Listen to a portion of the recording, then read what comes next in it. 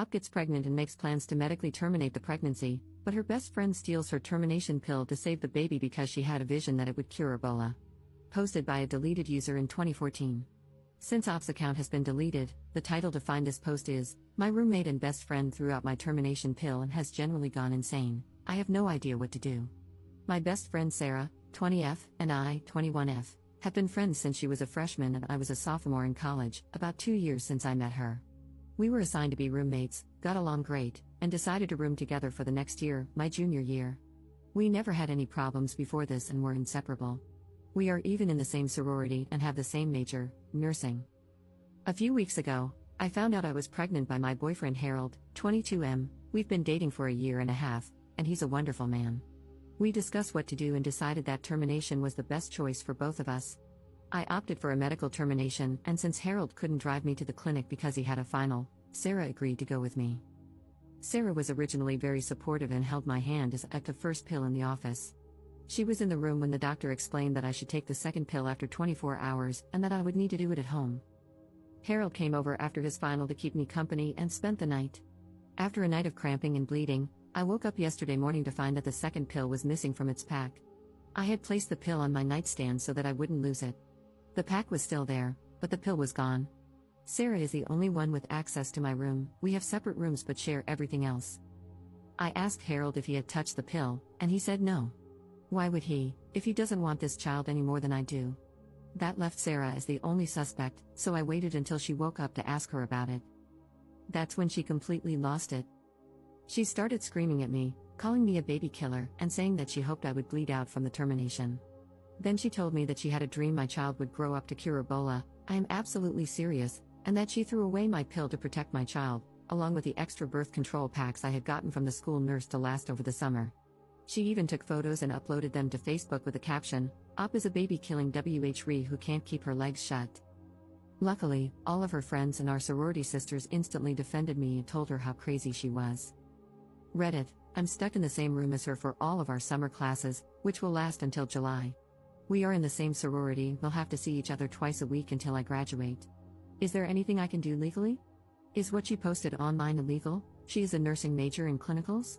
I'm so effing confused. Edit. I've already gotten another pill. Edit 2. The sorority just texted me. The last meeting of the year will address Sarah's violation of the sorority's code of conduct. Apparently, this is not the first time it has happened. A majority vote will decide whether she's kicked out or not. Relevant comments. Commenter. Why haven't you reported her to the nursing board yet? Don't think about it, just do it. What if you were her patient? Op's response. I'd probably punch her in the face if I were her patient. The only reason I'm hesitant to report it to the nursing board is that I'm also a nursing student, and there might be significant backlash. Her actions have proven that she is incapable of keeping medical information private and unfit to be a nurse, so I might send it to the state board so that when she applies for her license, she will be denied. Update 2 days later. A lot of people ask me to update what happened, so here it is. The mods originally removed this update due to the 48-hour update rule, but enough people ask me to post this that I will, and then I can finally delete this account. I will try to make this as clear as possible, even though I'm typing it during a work break. Immediately after I posted on Reddit, many of you gave the same advice: report her to the nursing board, residence life, the nursing department at our college, the police, the sorority, and her parents. I decided to report her to all of the above while hiding at the sorority house. Early yesterday morning, Sarah made her Facebook post about me, and by lunchtime, my sorority sisters were texting me like mad. This was not the first time Sarah had shamed another sorority sister for having a termination, and that particular woman, we'll call her Emily, was one of the highest-ranking members. Emily was the one who called the meeting to have Sarah kicked out for breaching the code of conduct, treat all your sisters kindly, support one another, no gossiping, etc. Meanwhile, Residence Life was busy trying to contact Sarah's parents after I showed them her Facebook rants. After the sorority contacted Sarah, she flipped out again on Facebook and started ranting about how she wanted to die. The RA on duty, also one of my good friends, decided to speak to her to see if they could help. At this point, it was clear to everyone that Sarah was not in a good mental state, as she was screaming at the RA through the door crack.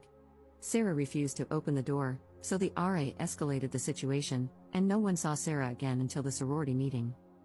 The sorority meeting. At the meeting, everything seemed okay. Sarah was the last to arrive. She simply took her seat and acted normal. It was eerie to see her gushing over everyone just hours after her outburst.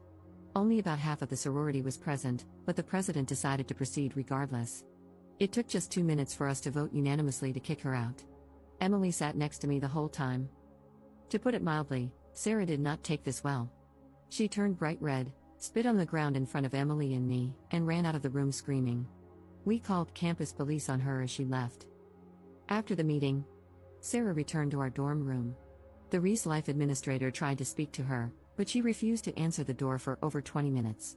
They had to call the police to break it down because she was holding the handle from the inside, preventing them from unlocking it. When the police entered, they found the dorm destroyed.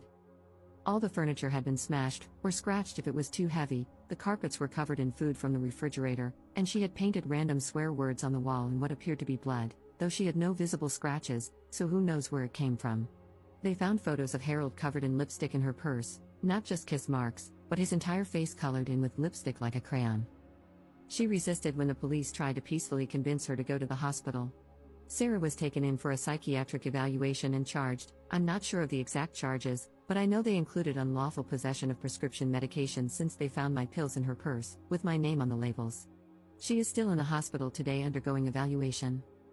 The hospital. Sarah and I were both interns at the hospital that operates the pregnancy clinic. I reported her to HR for theft, harassment, and privacy violations, along with providing screenshots from Facebook. As of this morning, Sarah did not show up for work, so she was terminated for a no-call, no-show.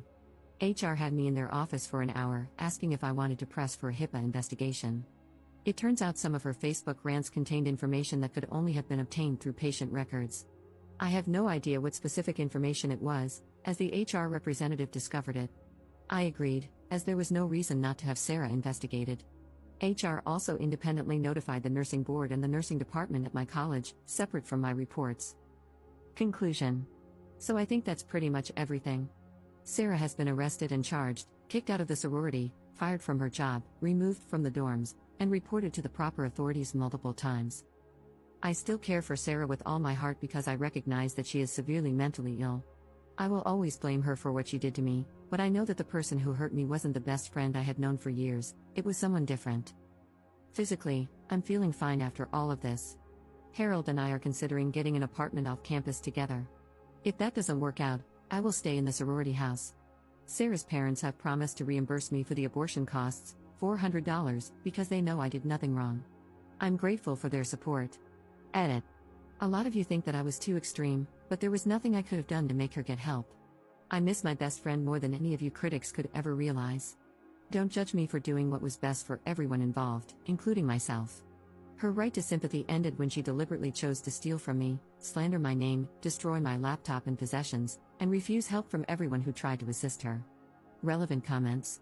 Commenter. I have a son who descended into mental illness at around the same age, and what you did for your friend was really what she needed. Now she can get the help she needs before she is too deep into the mental illness. For moms of adult children with mental illness, I thank you. You are going to be an awesome nurse, and I am so sorry this all happened to you when you were going through such a difficult and stressful time yourself. Good luck to you. Ops response. Thanks for this.